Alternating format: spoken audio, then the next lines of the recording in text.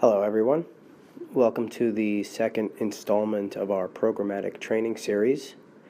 This is part 2 of Module 1, Introduction to Programmatic Tools. My name is Mario Catanzaro, and I am a member of the Audience Solutions Group, or ASG, at Zenith, New York. I'm sure all of you have at least heard of ASG at this point, but for those of you who are unfamiliar with what we do, Audience Solutions is the group that handles much of the programmatic elements of our clients' campaigns, in addition to providing general programmatic consultative expertise to all teams. ASG is the direct descendant of the former Audience On Demand group, or AOD, which served most of the same functions from the Viviki level. We'll begin today with a quick recap of some of the fundamentals from Part 1. Firstly, the very definition of what we mean by programmatic. Simply put, programmatic is a method of buying digital media that leverages data-driven technology to automate the purchase of digital inventory and successfully reach a high-potential customer. Even more simply put, programmatic buying uses tools that do two things at their core. First, they use data to identify and target the best audience for campaign spend. And second, they automate the buying process, which can be direct or through real-time bidding, or RTB. I will expand more on these methods later on. As far as why programmatic buying is so important to us in advertising, I've listed some of the key benefits, which I'll go over one at a time. Obviously, these are not all of the benefits of programmatic, but just to call out a few: increased efficiencies in spend and resources, which may include the ability to narrow down target audience through data analysis, which ultimately minimizes competition.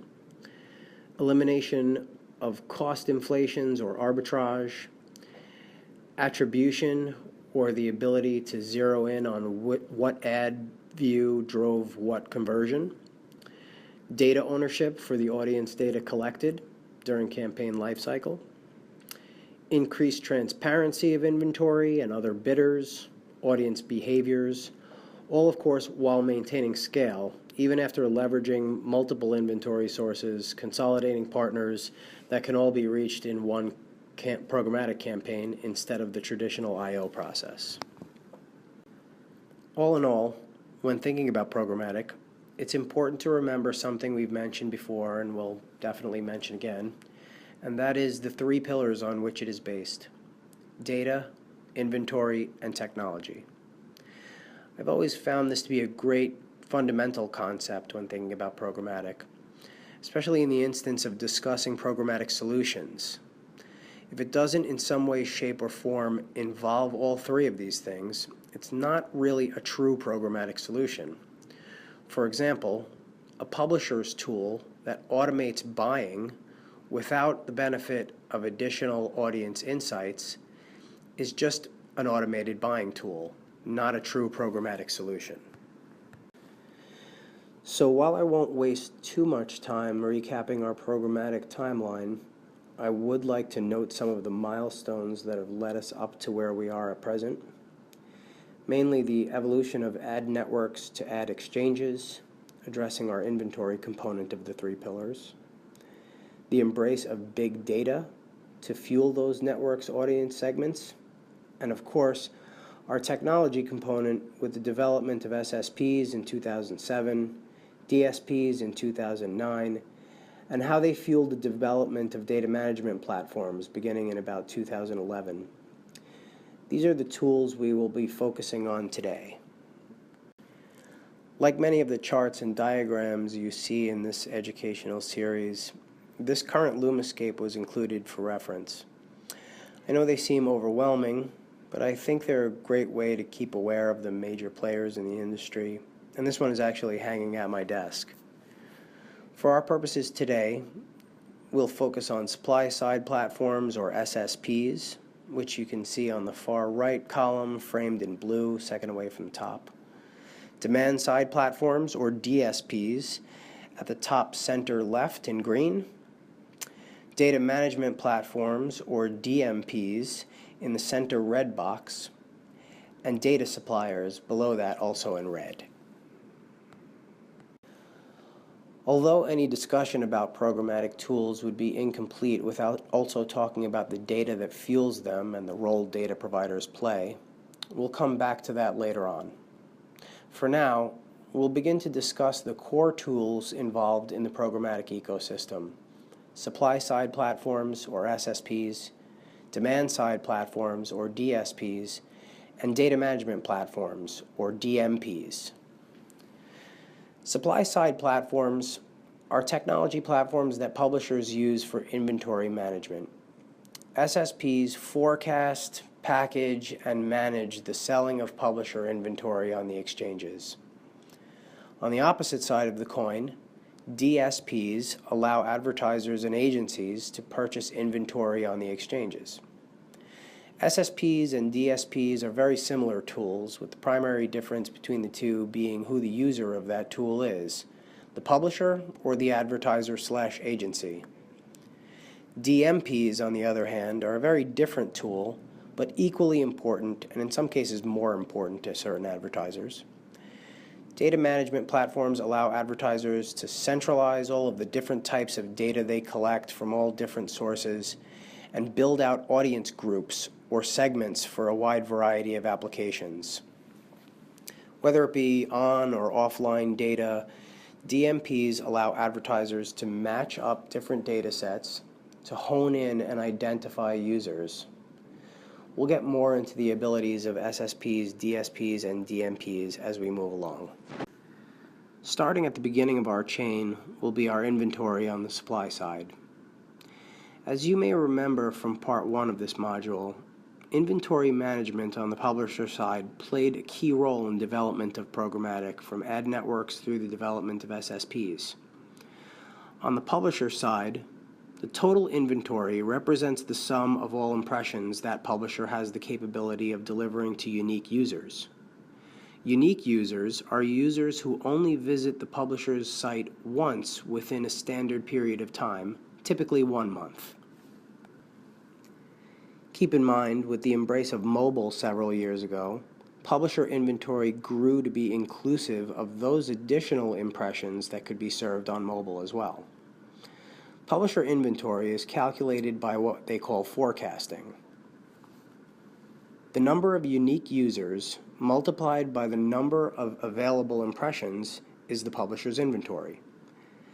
As I mentioned earlier, publishers use programmatic tools for more than management, forecasting, and delivery of impressions, but for packaging as well. Pubs use SSPs and sometimes even DMPs as well to segment their content and package impressions into audience segments. These user segments have become one of the most common factors on which inventory is sold. Considering the many millions of websites, there's plenty of accessible inventory for media buyers representing advertisers of all sizes. Most of you will remember this slide from part 1. Hopefully at this point it will have begun to make more sense. The inventory that is estimated at a higher value, specifically reserved for an advertiser or sold directly, sit at the top of the pyramid and command the highest cost. Remember from part 1 that our standard inventory cost model is CPM, or cost per 1,000 impressions. The premium inventory that has been reserved for direct sales, sponsorships, and programmatic direct, or programmatic guaranteed, command the highest CPMs. Just to throw some light on programmatic direct, this is just a direct sale where the RFP process has been automated, as opposed to our direct sales classification, in which the RFP process is still, for lack of a better term, done manually. This is also the case for sponsorships, which at present cannot be bought programmatically. Inventory categorized as less valuable in descending tiers is sold by different means. From the top tier of preferred inventory through private marketplaces and the open exchanges, our CPMs fall. Remember from part 1 that exchanges represent the programmatic marketplace in which publishers and networks offer inventory and advertisers and agencies make their buys. The open exchange is accessible to all advertisers shopping for inventory, while a private marketplace is limited to several buyers and offer top-tier exclusive inventory. We'll get more into private marketplaces, or PMPs, later on. As I mentioned before, supply-side platforms, or SSPs, are the primary programmatic tool used by publishers. Publishers plug their sites into SSPs, and the SSPs organize and categorize the pub pages by any number of classifications, such as content, vertical, audience type, or demographic. The inventory is tiered by value estimates and allocated to its appropriate sell space. In the case of inventory to be sold on the exchanges, the SSPs release that inventory as soon as it becomes available. Imagine a chain in which, on the supply side, the sites are plugged into the DSPs and the DSPs are plugged directly into the exchanges. On the other end of the exchanges lie the demand side. The demand side is represented by any party who is buying digital media on the exchanges or direct from the publishers. This, of course, includes agencies as well as advertisers, but can also include publishers or any other parties that see quality inventory on the exchanges as a good investment opportunity. Impressions can be bought, marked up, and resold very quickly. This sort of opportunity has even drawn attention and involvement from Wall Street trading firms that have nothing to do with digital media, but of course a lot of experience with exchange-based trading. So at the end of our imaginary chain of SSP to site to network to exchange, we have our conduit into the marketplace, the demand-side platform, or DSP. As I mentioned earlier, SSPs and DSPs are very similar tools, with the prime differentiators being who the user is and, of course, the inventory focus. DSPs are operated by groups like our ASG group and plug into the exchanges to access multiple inventory sources. Agency trade desk operators like this are sometimes referred to as traders or trading specialists. The traders typically work with the activation team. In some instances, of course, that could be the client-side marketing team and so on, and they construct a DSP strategy to activate. This strategy includes variables from the budgetary allocation and target audiences to the bid ceiling and time frame. Once this has all been programmed into the system, it sets out within the exchanges to find the impressions which match all of the variables. Once they are located, the impressions can be bid on and bought. There are multiple methods by which impressions can be bought, both directly and programmatically. But out on the exchanges, media is most commonly bought through the process of real-time bidding, or RTB. RTB is simply the technology protocol which enables the buying and selling of online ad impressions in this auction-based biddable environment. This allows advertisers to construct strategies across multiple inventory sources and prioritize variables for their campaigns. Another method, or sub-environment, if you will, of programmatic buying is the private marketplace, or PMP. PMPs are an invitation-only marketplace, usually reserved for a publisher's best advertisers, in which premium inventory is offered. This allows advertisers to still leverage all of the benefits of programmatic buying, including all of the variables they may want in their campaigns, such as geo or demo targeting, frequency capping, audience data layering, etc., but allowing for increased visibility into inventory and minimized competition. This is a great opportunity for advertisers to test programmatic buying while maintaining all of the assurances they need to feel comfortable that all business objectives are being met. One of the primary assets that are common to all programmatic tools are data providers. Data providers build their business around compiling data about consumers and offering it for use to both publishers and advertisers alike, to layer into campaigns for targeting. This data can come from any number of sources, including first-party website data, offline consumer data, credit card info or social data, etc. But it's generally always put into two categories: demographic or behavioral. Of course, these companies charge a fee to use these segments, which is usually charged on a CPM basis, and depending on the level of granularity, can range anywhere from 50 cents to $5. Some of the biggest data providers we use at Zio are listed at the bottom of this slide and include AbbVis, Datalogix, Newstar, BlueKai, Lotame, and Exalate. Listed on this next slide are some very top-line descriptions of those data providers' specialties just for reference. We will be dedicating an entire unit's content to data providers in the upcoming weeks. I'm sure most of you have heard the designations first, second, and third-party data before. The definitions of these terms can sometimes be confusing, especially because they may change depending on where you sit in the advertiser, agency, publisher ecosystem. First-party data is always an advertiser's own collected data. This can include data that they collect from their users on their website, whether it be actions, behaviors, or interests, data from their customer relationship management system or CRM data, which is usually offline purchase data, subscription data, social data, or cross-platform data collected from mobile web or apps. It's always collected by that advertiser and owned by that advertiser. Second-party data is somewhat new to these data type classifications. Second-party data is basically first-party data acquired from another source. In other words, a deal can be made with a particular publisher where through a DMP or elsewhere, data points can be leased or borrowed by another advertiser. This sharing of high-quality first-party data may offer access to many non-endemic audiences previously unreachable. And finally, third-party data.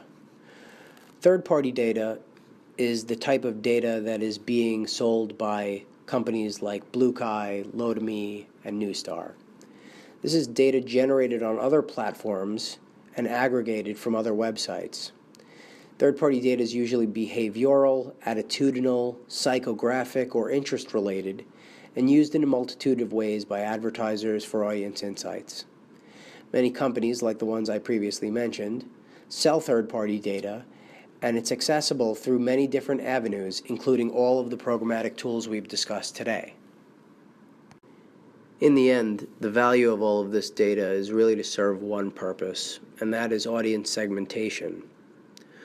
Audience segmentation is a process of dividing people into homogeneous subgroups based upon defined criteria such as products, usage, demographics, psychographics, communication behaviors, and media consumption.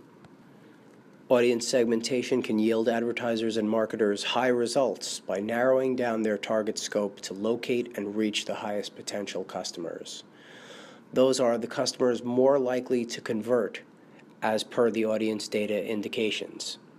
As the industry embraces the use of big data more and more, advertisers and publishers inch more and more towards buying on an audience-based model rather than an impression-based model. This is the direction the industry is moving in, and this is the direction that you should be thinking in when designing the criteria for your campaigns. Here are some of the strategies that can be employed when using audience data: retargeting, search retargeting, prospecting, behavioral targeting, and interest-based targeting. Through any of these methods, an advertiser's target audience can be narrowed down, improving their campaign spend. One of the biggest challenges of collecting all of this audience data is making it actionable. In order for that to happen, it must all be brought together and organized. For this purpose, data management platforms, or DMPs, are used.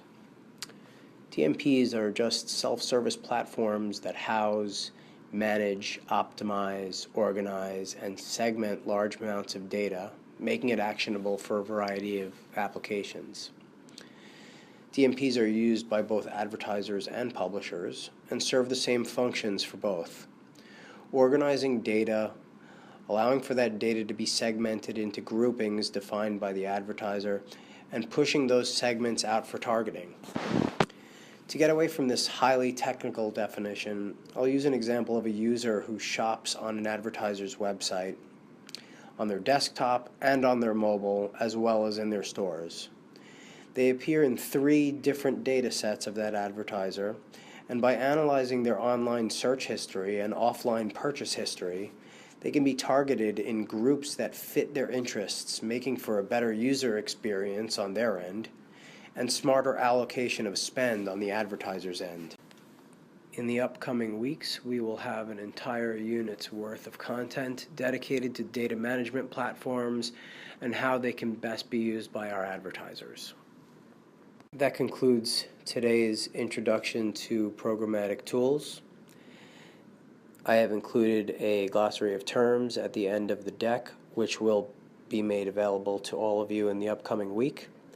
Thank you all for joining me and taking the time out of your day to review this content. If anyone has any specific questions, feel free to reach out to me. My name is Mario Catanzaro, and I am here at the New York office with the Audience Solutions Group. Thanks all.